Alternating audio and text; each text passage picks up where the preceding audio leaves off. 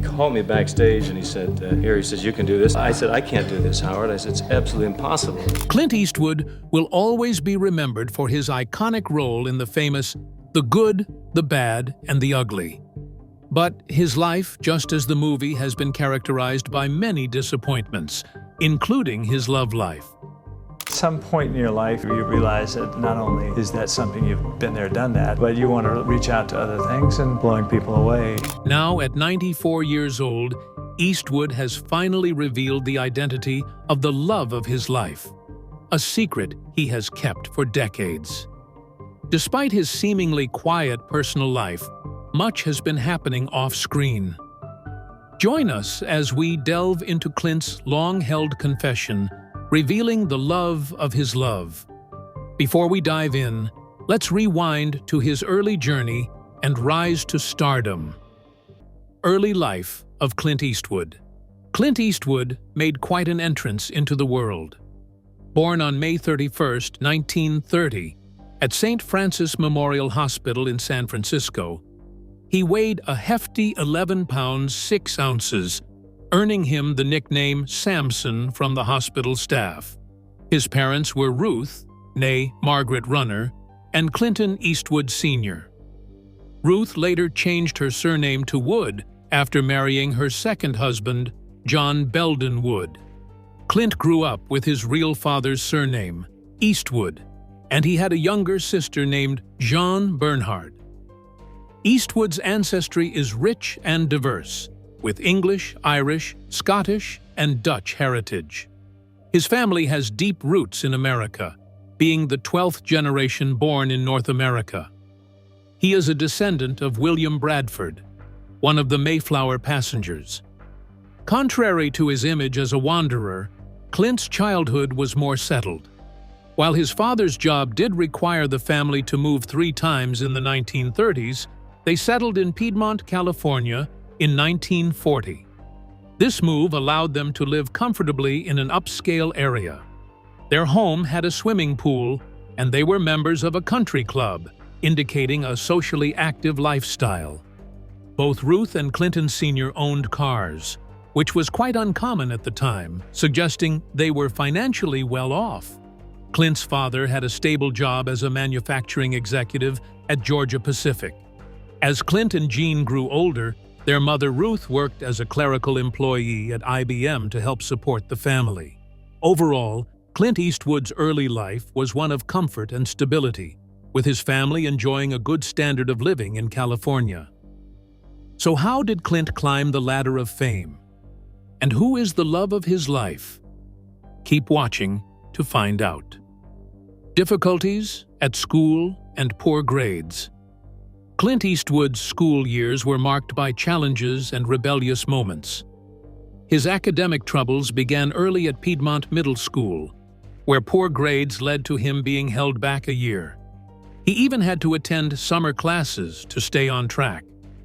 In January 1945, Clint enrolled at Piedmont High School, but his stint there was brief and turbulent.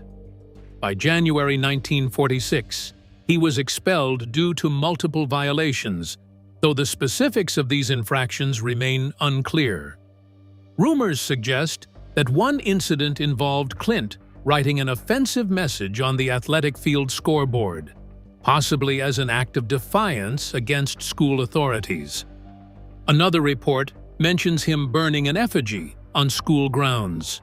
These rebellious acts, combined with other unspecified issues, led to his removal from Piedmont High School, a decision that seemed to significantly impact the future movie star.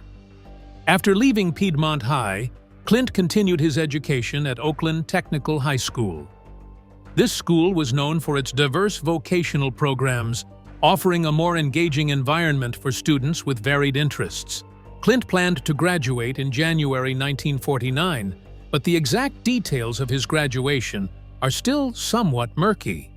Despite this, it's believed that Clint made efforts to complete his education.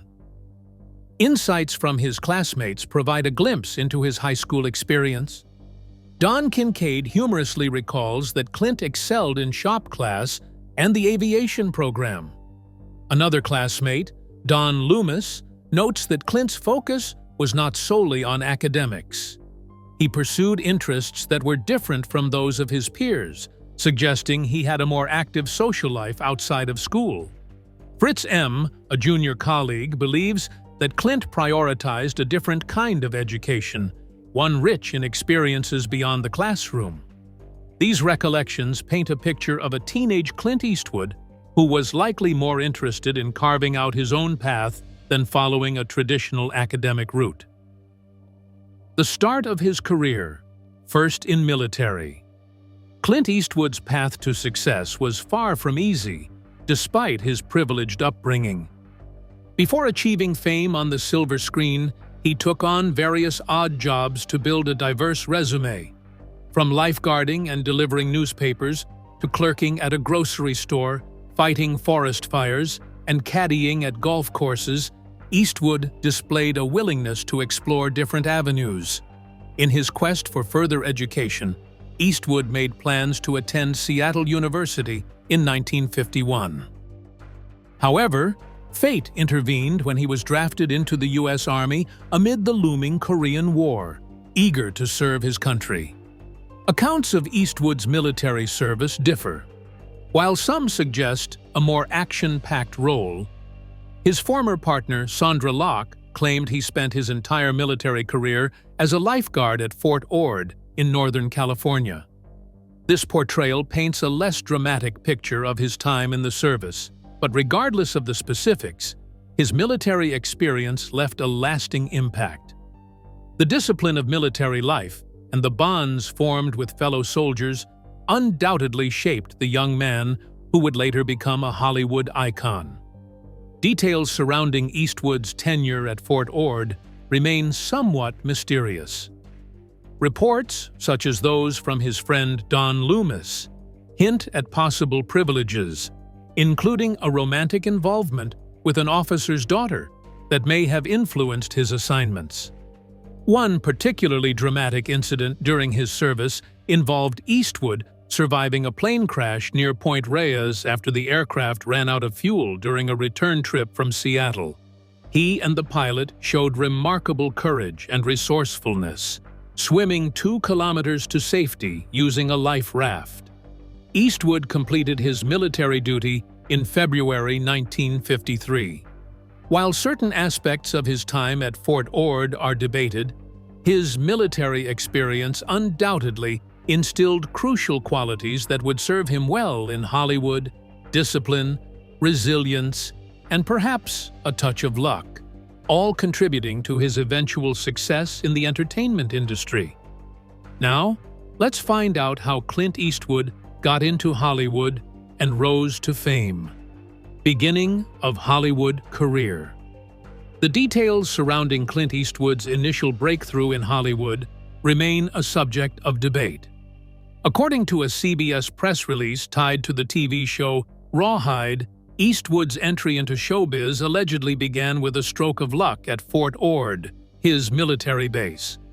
As the story goes, a production crew from Universal International Studios noticed Eastwood's demeanor and invited him to meet a director, which sparked his journey into acting. However, authorized biographer Patrick McGilligan has raised doubts about the accuracy of this account, suggesting uncertainty regarding the true catalyst for Eastwood's Hollywood connection. An alternative perspective from Eastwood's official biography credits Chuck Hill, a former acquaintance from Fort Ord who had industry ties with launching Eastwood's Hollywood career. Following their military service, Hill facilitated Eastwood's introduction to Universal Studios in Los Angeles.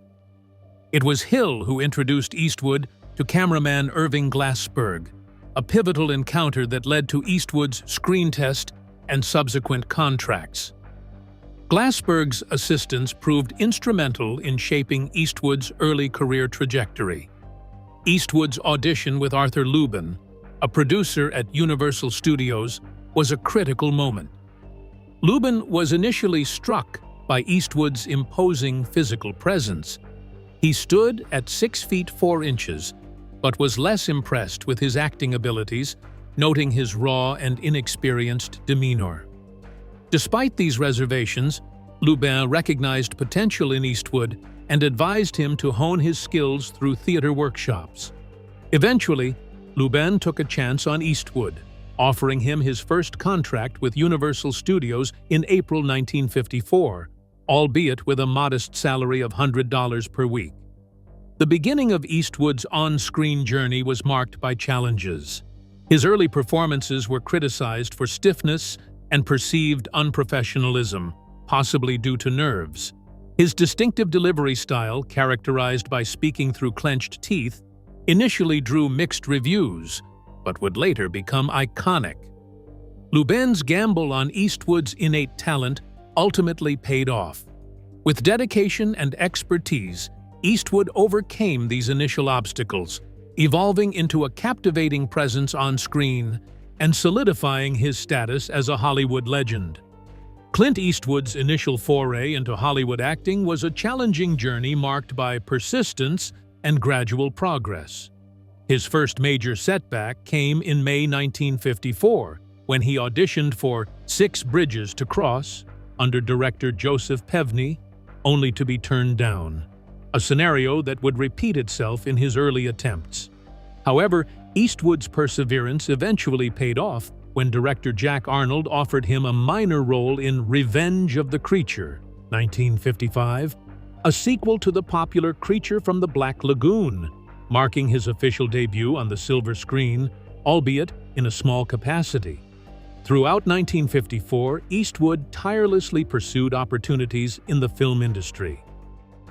He secured a brief stint on Arthur Lubin's Lady Godiva of Coventry in September and gained recognition as Jonesy, a sailor, in Francis in the Navy, released in February 1955. Another early appearance, though uncredited, was as a squadron pilot in Jack Arnold's Tarantula. These roles, although minor, provided invaluable on-set experience and helped Eastwood establish a foothold in Hollywood. He was steadily building his resume, refining his craft, and patiently waiting for his breakthrough moment. Eastwood continued to navigate Hollywood with determination. In May 1955, he made a brief appearance in the film Never Say Goodbye. He also made his first venture into westerns, albeit without credit, playing a ranch hand in Lawman, also known as Star in the Dust, released in August. This early entry into the genre that would later define much of his career proved to be a significant milestone, paving the way for future opportunities. Beginning of his TV career. As Clint Eastwood continued striving for a career in film, he also explored opportunities in television. On July 2, 1955, he reached an important milestone with his first credited TV appearance on NBC's Allen in Movieland. Hosted by comedy great Steve Allen and featuring actor Tony Curtis and swing music legend Benny Goodman, the variety show gave Eastwood a chance to showcase his emerging screen presence. His brief appearance not only demonstrated his growing confidence in front of the camera, but also served as a valuable step in refining his craft and developing his performance skills. Initial career woes and disappointments. Despite achieving some success, Clint Eastwood faced setbacks in his career. A significant blow came when Universal Studios decided to terminate his contract on October 23, 1955. While this could have been disheartening, Eastwood saw it as a pivotal moment for growth. Undeterred, he resolved to leverage the experience gained during his early years in Hollywood to explore new opportunities, marking the beginning of a transformative phase in his career. Following his departure from Universal, Eastwood found himself back at square one. Determined not to abandon his Hollywood aspirations, he sought better representation and signed with the Marsh Agency. This move proved beneficial, as Arthur Lubin, who had initially recognized Eastwood's talent, continued to support him.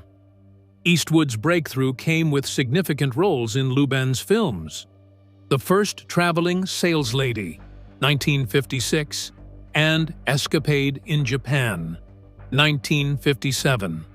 However, the absence of a long-term studio contract meant financial instability remained a concern.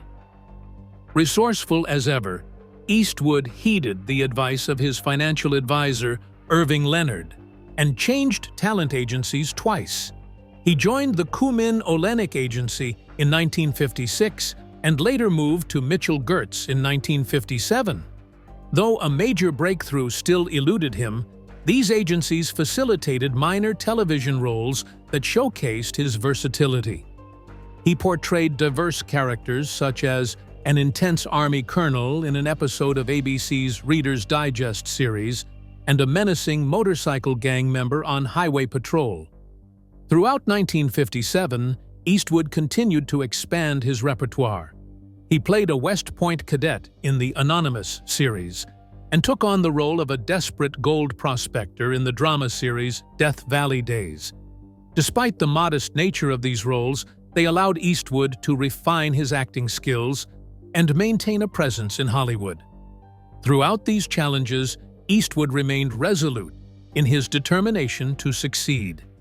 He diligently built his portfolio, patiently awaiting the right opportunity to propel him into stardom and establish his legacy in the entertainment industry. Breakthrough in the film industry.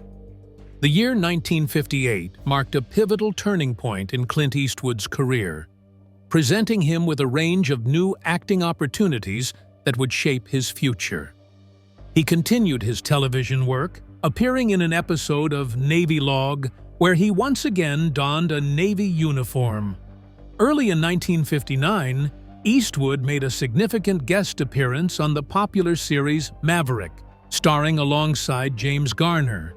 In this role as Red Hardigan, a scheming character driven by greed, Eastwood showcased his ability to portray complex antagonists, a skill that would later become synonymous with his iconic roles.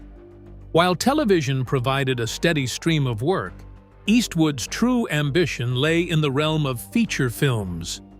He made brief appearances, such as playing an aviator in the war film Lafayette Escadrille, 1958, and landing a prominent role in the western Ambush at Cimarron Pass, 1958, which he later admitted was a low point in his career. Despite these setbacks, Eastwood remained determined to refine his craft, taking on diverse roles that highlighted his versatility and commitment to his artistry. However, Eastwood's breakthrough moment came when CBS cast him as Rowdy Yates in the new hour-long Western series Rawhide. Initially hesitant about playing a character he felt was too young and awkward for his age, nearly 30 at the time, Eastwood eventually embraced the opportunity. Filming commenced in the intense Arizona heat during the summer of 1958, and the risk paid off handsomely. Within just 3 weeks of its premiere, Rawhide soared into the top 20 television ratings, quickly becoming a viewer favorite. Although Emmy nominations were rare in those days, the series achieved significant popularity, peaking at number 6 in ratings from October 1960 to April 1961. For several years, Rawhide dominated television screens, solidifying Eastwood's status as a television star and laying the groundwork for his eventual transition to leading roles on the big screen. Eastwood's tenure on Rawhide from 1959 to 1965 exemplified endurance and dedication. The demanding schedule required him to work long hours, often 6 days a week, with average days lasting up to 12 hours on set. This period not only honed Eastwood's acting skills, but also provided him with invaluable experience and exposure that would prove instrumental in his future career as a renowned actor and filmmaker. Amidst his career breakthrough, Eastwood seems to not have triumphed in his relationships and love life. So, who did he confess to be the love of his life? Keep watching to find out.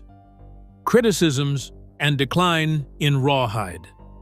Despite Clint Eastwood's dedication, some filmmakers continued to criticize him for what they perceived as a lack of effort. The demanding pace of his work on Rawhide, coupled with a sense of creative stagnation, began to have a negative impact. By late 1963, the once exciting and innovative scripts of Rawhide had become repetitive, leading to a decline in viewership and ultimately resulting in the show's cancellation midway through the 1965 to 1966 season. While Rawhide didn't afford Eastwood complete creative freedom, it served as a crucial platform for him to develop his acting skills and gain widespread popularity. Interestingly, Eastwood harbored ambitions beyond acting during this period. He expressed a desire to transition into directing and even took the initiative to direct several episodes of trailers for Rawhide. However, his efforts to persuade producers to allow him to direct a full episode of the show were unsuccessful. Clint Eastwood as a director. Clint Eastwood has built a lasting legacy through his impactful presence on screen and his extraordinary accomplishments as a director. Since making his directorial debut with the thriller Play Misty for Me, Eastwood has helmed nearly 30 films across a wide range of genres, from westerns and action to musicals and thought-provoking dramas. His directorial style is widely admired for its efficiency and focus on visual storytelling.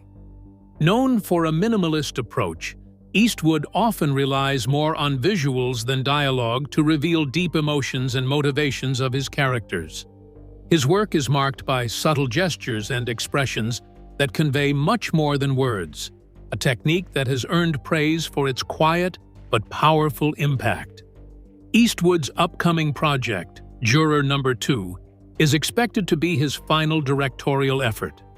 This courtroom drama, written by Jonathan Abrams and produced by Eastwood himself, features a star-studded cast, including Nicholas Hoult, Toni Collette, Zoe Deutsch, and Kiefer Sutherland. Although production was initially delayed in June 2023 due to a strike by the Screen Actors Guild and the American Federation of Television and Radio Artists, SAG-AFTRA, filming resumed in November 2023, heightening anticipation for Eastwood's final chapter behind the camera. Financial gains and success for Clint Eastwood. The financial rewards for Eastwood's commitment to Rawhide were significant. During the first season of the show, he was paid only $750 per episode. By the time of cancellation, his worth had skyrocketed, with a huge severance payout of $119,000 per episode, a testament to his rising star power in Hollywood. While the long hours and creative constraints may have been unpleasant at times, Rawhide served as a springboard for Eastwood's future success, driving him into a flourishing film career and finally the director's chair he so desired. Clint Eastwood's television growth and success increased his star power, allowing him to earn larger film roles. The 1968 film Hang 'em High, an American revisionist Western, marked a watershed moment. Clint Eastwood starred in this gritty thriller, which also included great actors Inger Stevens, Pat Hingle, and Dennis Hopper. He portrayed a man seeking vengeance after being lynched by vigilantes and left for dead. Eastwood's portrayal of a shattered anti-hero won moviegoers, solidifying reputation as a tough protagonist. The popularity of Hang 'em High resulted in considerable financial benefits for Clint Eastwood. He received $400,000 pay, as well as a 25% cut of the film's net box office earnings. This financial rewards, combined with the proceeds from his breakout part in Sergio Leone's Dollars trilogy, allowed Eastwood to have more control over his career. With the assistance of his trusty advisor Irving Leonard, Eastwood founded his own production firm called Malpaso Productions, Clint's passion for music. Clint Eastwood has a deep passion for music, with a particular affinity for jazz, bebop, blues, country, western, and classical genres. His musical journey began early, as he developed skills as a boogie-woogie pianist, and initially aimed for a music theory degree after high school. In 1959, Eastwood produced the album Cowboy Favorites on the Cameo label, featuring classics like Bob Wills's San Antonio Rose and Cole Porter's Don't Fence Me In. Despite efforts to promote the album through touring, it did not achieve commercial success. Throughout breaks from filming Rawhide, Eastwood, along with Paul Brinegar, and sometimes Sheb Wooley, toured rodeos, state fairs, and festivals with their act, earning substantial sums per performance. Despite being told by a producer in 1963 that he wouldn't make it big as a singer, Eastwood's love for music persisted.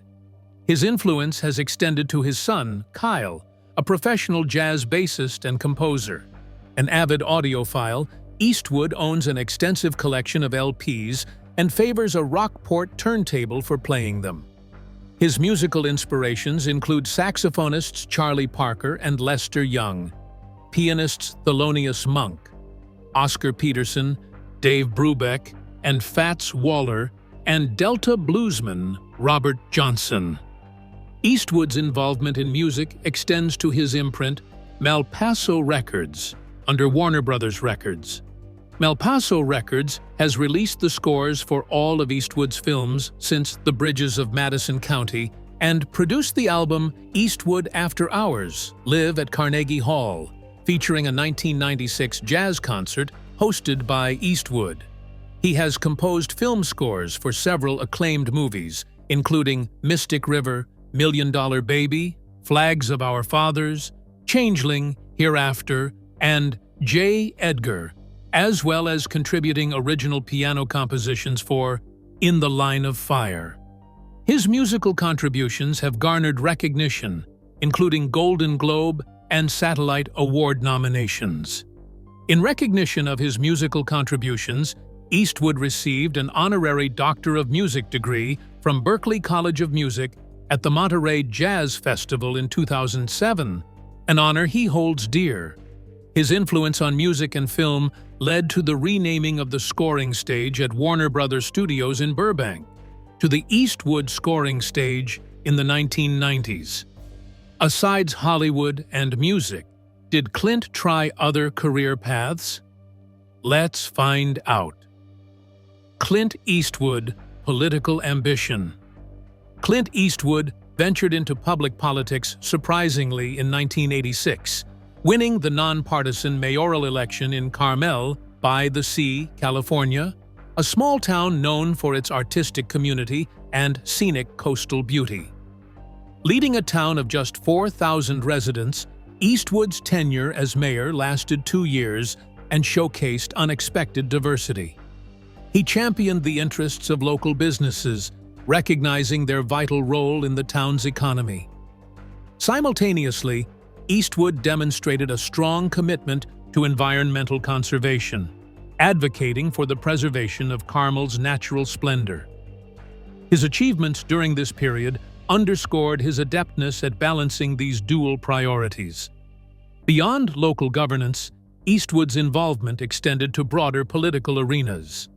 In 2001, he was appointed to the California State Park and Recreation Commission by Governor Gray Davis, highlighting his ongoing interest in environmental issues and state parks. Eastwood's political affiliations have not fit neatly into conventional categories. While he endorsed Republican Mitt Romney in the 2012 presidential election and delivered a memorable and controversial speech at the Republican National Convention that year, his viewpoints on social issues have often defied easy classification. At the 25th anniversary celebration of his film Unforgiven at the Cannes Film Festival in 2017, Eastwood seized the opportunity to express his views on political correctness, a topic close to his heart. Reflecting on his earlier work, particularly Dirty Harry, Eastwood noted how the film challenged societal norms upon its release and was subsequently criticized as politically incorrect. He voiced strong opposition to the constraints imposed by political correctness, arguing that it stifled creativity and humor and deprived society of the ability to engage in self-reflection and healthy discourse. Despite his outspoken views on societal issues, Eastwood has maintained a private personal life, keeping details about his relationships and family out of the public eye. Relationship escapades and shocking confession of Clint Eastwood about the love of his life. Clint Eastwood's personal life and relationships have fascinated the public for decades. He has been involved in multiple romances and fathered 8 children with 6 different women, although the exact number has been subject to conflicting reports. Biographer Patrick McGilligan has underscored the mystery surrounding Eastwood's family life, even suggesting the possibility of a child from his high school years. In December 1953, Eastwood married Margaret Neville Johnson, whom he met on a blind date. Despite their marriage, Eastwood's life took unexpected turns. Their daughter Laurie was born in 1954, but she was eventually adopted by another family, a fact Eastwood tried to keep private despite several attempts. Another significant relationship began in 1959 when Eastwood embarked on a long-term romance with stuntwoman Roxanne Tunis, lasting until 1973. During this period, their daughter Kimber was born in 1964.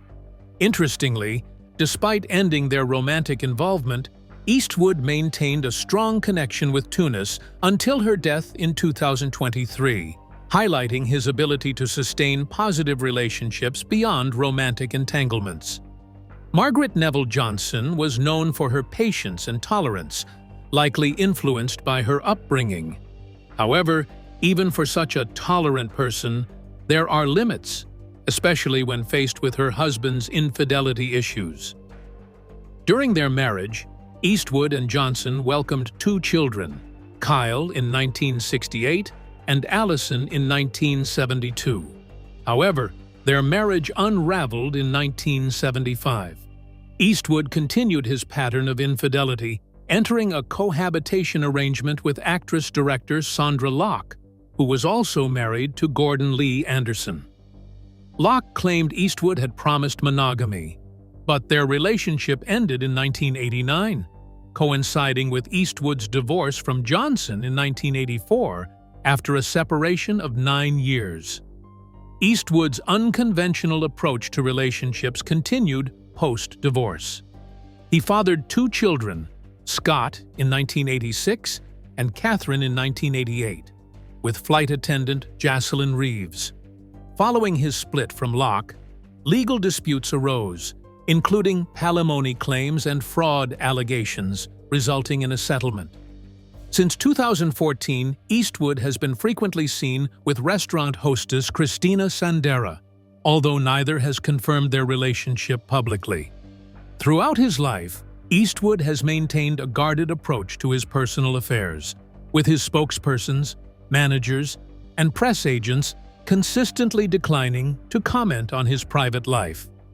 Despite his tumultuous romantic history and public scrutiny, Eastwood remains a beloved figure admired for his talent and contributions to film. His revelations about Roxanne Tunis as the significant love in his life have surprised many fans, challenging their assumptions about his personal relationships. Despite his challenges with fidelity, Eastwood's charisma and talent have continued to earn him enduring admiration from fans worldwide. Clint Eastwood's legacy and achievements. Clint Eastwood has left an indelible mark on both the film industry and politics, receiving numerous accolades throughout his illustrious career. His prowess in filmmaking has been celebrated with multiple Academy Awards, particularly for his directing achievements. He clinched both the Best Director and Best Picture Oscars for his iconic Western Unforgiven in 1992 and the poignant sports drama $1 Million Baby in 2004. These wins solidified his reputation as a versatile storyteller, capable of crafting compelling narratives across various genres. Eastwood's directorial ventures extend beyond acting roles, demonstrating his dedication to storytelling over personal prominence. He has helmed acclaimed films such as the gripping mystery Mystic River, 2003, and the poignant war thriller Letters from Iwo Jima, 2006, each earning him Academy Award nominations. His diverse directorial portfolio includes biographical dramas like Changeling, 2008, and Invictus, 2009, which delve into tales of resilience and human spirit. Recent years have seen him direct impactful films such as American Sniper, 2014, Sully, 2016, and Richard Jewell, 2019, showcasing his ability to depict real-life events with historical accuracy and dramatic flair. Eastwood's accolades include a notable collection of awards, with 4 Academy Awards and 4 Golden Globe Awards highlighting his esteemed career. His influence transcends borders, as evidenced by his 3 César Awards from France, underscoring his international acclaim. The American Film Institute honored him with its Life Achievement Award, recognizing his profound impact on American cinema. Additionally, the Venice Film Festival awarded him the prestigious Golden Lion Award in 2000, a testament to his enduring legacy in filmmaking. France bestowed upon him 2 of its highest civilian honors, Commander of the Ordre des Arts et des Lettres in 1994 and the esteemed Legion of Honor in 2007, underscoring his global stature in the arts. Are you a fan of Clint? What do you think about his confession? Thank you for watching this video. We hope you found it interesting. Don't forget to like, subscribe, and comment. You can also tap on the link that pops up on your screen to catch up on your favorite celebrity stories. See you there.